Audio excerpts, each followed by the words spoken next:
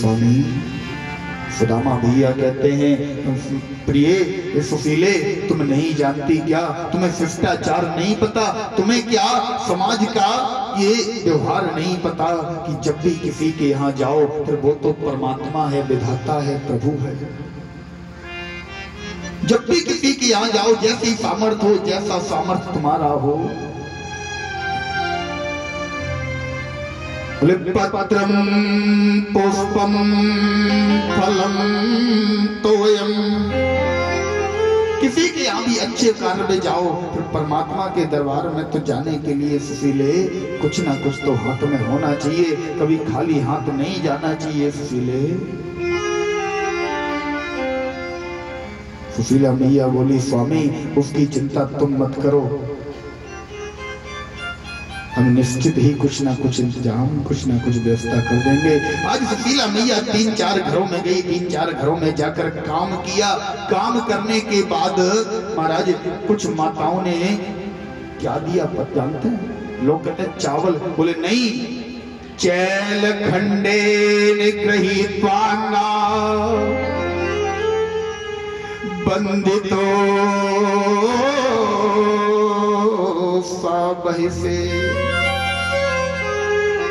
चैल खंडेन, बोले महाराज चावल को छानने से जो नीचे चावल निकल जाते हैं छोटे छोटे टुकड़े, उन टुकड़ों को महाराज माताओं ने सुशीला मैया को उठाकर दे दिए। बोले सुशीला ये ले जा, इसके अलावा हम तुझे कुछ नहीं दे सकते।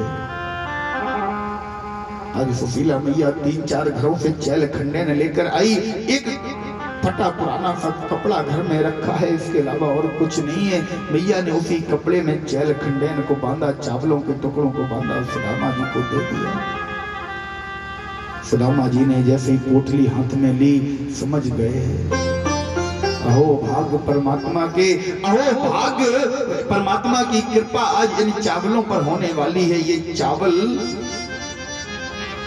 हे परमात्मा तू क्या क्या भोग लगाता है, हे मेरे ठाकुर, हे मेरे कन्हैया, आज तूने सुदामा की ऐसी लाज रखी, आज तू सुदामा को ऐसे अजमा रहा है, ऐसी परीक्षा ले रहा है कि छोटे छोटे टुकड़े में तेरे भोग के लिए लेकर आ रहा हूं। दिन रात तू राजभोग का भोग लगाने वाला, दिन रात सुंदर कपला गंगों के माखन मिश्री का भोग लगाने वाला, आज तू इन चैल खंडेनों को खाएगा, चावल के टुकड़ों को खाएगा। सुदामा भैया चावल की पोटली लेकर घर से निकले और जैसे ही घर से निकले, एक कदम घर से निकाला महाराज सुदामा भैया ने, कन्हैया दौड़कर 1000 कदम आया। इसी दिन का तो इंतजार कन्हैया कर रहा था कि जब तक सुदामा तू अपने घर से एक कदम नहीं निकालेगा मैं तुझे लेने नहीं आ सकता। सुदामा भैया रास्ते में जैसे थोड़े से बड़े एक जगह बैठ गए, बोले कन्हैया मैं कोई तुझसे कुछ मांगने नहीं आ रहा, मैं तो केवल तेरे दर्शन के लिए आ रहा हूँ। तेरा नियम है कि जब तक मैं एक कदम नहीं निकालूंगा, बोले देख मैंने निकाल दिया घर से एक कदम, अब तू मुझे बुला या यहीं से वापस भेज दे, मैं नहीं आ सकता, इतनी दूर द्वारका कैसे आऊंगा कन्हैया। महाराज आज सुदामा भैया बैठकर एक जगह जैसे ही बैठे, अपने चैल खंडेनों को सर के पास में रखा और उसी जगह पर बैठे बैठे प्रभु ने योग माया को आदेश दिया। सुदामा भैया को निद्रा आ गई। कुछ समय बाद जब निद्रा खुली तो देखा कहाँ है महाराज, सुदामा भैया सोए थे एक बट वृक्ष के नीचे, सोए थे अपने नगर के किनारे। लेकिन जिस समय आंखें खुली तो महाराज सामने सुंदर सुंदर अट्टालिकाएं खड़ी हैं, सुंदर सुंदर भवन सामने खड़े हैं। एक व्यक्ति को बुलाया, बोले भैया इधर आओ, ये कौन सा नगर है? किसी ने कहा ये द्वारका है। ये द्वारका? हाँ। अरे वही द्वारका, हमारे कृष्ण की नगरी। उस व्यक्ति ने डांटा, बोले बोलता कैसे है? क्यों? बोले कृष्ण तो ऐसे बोल रहा है जैसे तेरा लंगोटिया यार हो। ऐसे तू कृष्ण बोल रहा है जैसे तेरा लंगोटिया यार कृष्ण हो।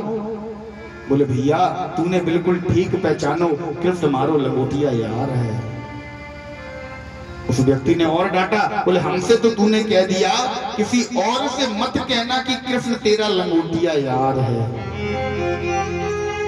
नहीं तो कोई पागल समझकर द्वारका से बाहर भगवा देगा, तेरी लंगोटिया यारी सब 2 मिनट में धुल जाएगी। बोले तो क्या हुआ भैया, मैंने कुछ गलत कह दी? बोले हाँ तूने सब कुछ गलत कह दी, तुझे कहाँ जाना है? बोले भैया मुझे द्वारका आना, तो ये द्वारका है? बोले हाँ ये द्वारका है। बोले भैया यहाँ को राजा कौन है? तो बोला देखो अगर किसी से पूछना तो ऐसे कहना, बोले अरड़ाले बरुड़ाले करुणा के सागर आनंद कंद आनंद विभूषित परम विराजकाचार परमानंद स्वरूप सच्चिदानंद स्वरूप श्री कृष्ण कन्हैया लाल द्वारकाधीश। बोले भैया इतो बड़ो नाम मुंह पे ना लियो जाएगो, इतो बड़ो नाम व कन्हैया को व छलिया को कब कह गए हो? बोले भैया अगर तुम्हें उससे उस कन्हैया के बारे में यहाँ पर कोई बात करनी है, द्वारकाधीश के बारे में, तो इतना बड़ा पूरा नाम लेना पड़ेगा। सुदामा ने विचार किया, बोले अभी तुम द्वारका में आए, अभी कन्हैया तेरे महल के समीप भी नहीं आ पाए, तूने अपने बड़े होने का एहसास दिलाना शुरू कर दिया कि तेरा इतना बड़ा नाम है। भैया तू अभी मैं को बता दे, तू अभी मुझे ऐसी प्रेरणा दे दे, मैं यहीं से लौट जाऊं। कन्हैया तू तो अपना बड़ा नाम दिखा रहा है मुझे। महाराज सुदामा भैया चारों तरफ घूम रहे हैं, पूछते पूछते जैसे ही द्वारपालों के पास पहुंचे, द्वारपालों को बताया, कन्हैया पूरा सीन देख रहा है।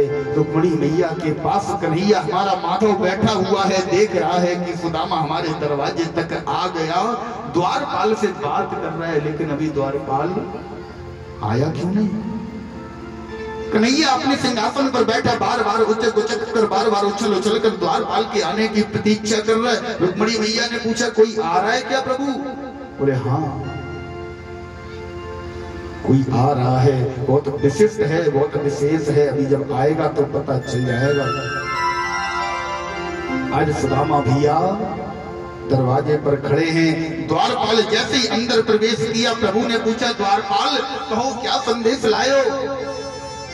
द्वारपाल ने कहा भैया आज तो गजब हो गया, रोज हम जाते थे, हम प्रभु से कहते थे प्रभु ये बात है, प्रभु ये संदेश है, प्रभु अमुक व्यक्ति दरवाजे पर खड़ा है, आज जैसे ही मैं अंदर आया प्रभु अपने आप मुझसे पूछ रहे हैं क्या संदेश लाए हो? द्वारपाल हाथ जोड़कर कहने लगा प्रभु, हे प्रभु, हे कृष्ण कन्हैया लाल, किसी से पगा न झगा तन में और नहीं पायन में हूँ जाम। बोले प्रभु न तो शीश पर पगड़ी है, न शरीर पर कोई वस्त्र है, न पैरों में कोई पादुका है, धोती फटी सिलटी दुपटी और शीश निहारत अविराम। ये प्रभु धोती फटी हुई सी है महाराज, देह उसके शरीर की काया ये समझो जैसे महीनों से भोजन ना किया हो, फटे हुए वस्त्र पहने हुए है। स्वामी निरंतर आपके महल की तरफ देखे जा रहा है, आपके महल को देख रहा है, आपके महल को देखने के अलावा कोई काम नहीं कर रहा। कन्हैया रुक्मिणी मैया के सामने, सारी रानियों के सामने कैसे कह दे मैं जानता हूँ। विचार कर रहा है अरे द्वारपाल तू इतनी देर क्यों लगा रहा है, तू क्यों मुझे बता रहा है, तू सीधा क्यों नहीं कह सकता कि द्वार पर सुदामा खड़ा है? कहीं ऐसा ना हो जब तक तू मुझे बताने का समय लगाए, मुझे बताने में तू देर कर दे, तब तक मेरा सुदामा स्वाभिमानी है लौट जाएगा, दरवाजे से लौट जाएगा द्वारपाल। द्वारपाल कहने लगा प्रभु कि पूछत दीन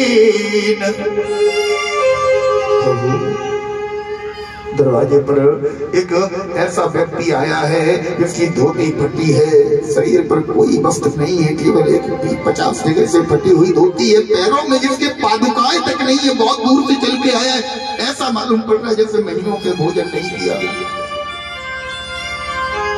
कि द्वार खड़ो दुर्बल एक रहो चक सौंप सुधा अविराम। दरवाजे पर एक अति दुर्बल ब्राह्मण खड़ा हुआ है। चारों तरफ केवल किसी के मिलन की प्रतीक्षा में आंखों से आंसू बहा रहा है, किसी से मिलने की प्रतीक्षा उसकी आंखों में साफ नजर आ रही है। प्रभु ने कहा क्या नाम है उसका? उसने कुछ बताया? उसने कुछ तुमसे कहा? कहां से आया, कौन है, क्या चाहिए? बोला हाँ प्रभु कि पोछत दीन दयाल धाम बतावत आपनु नाम सुदामा।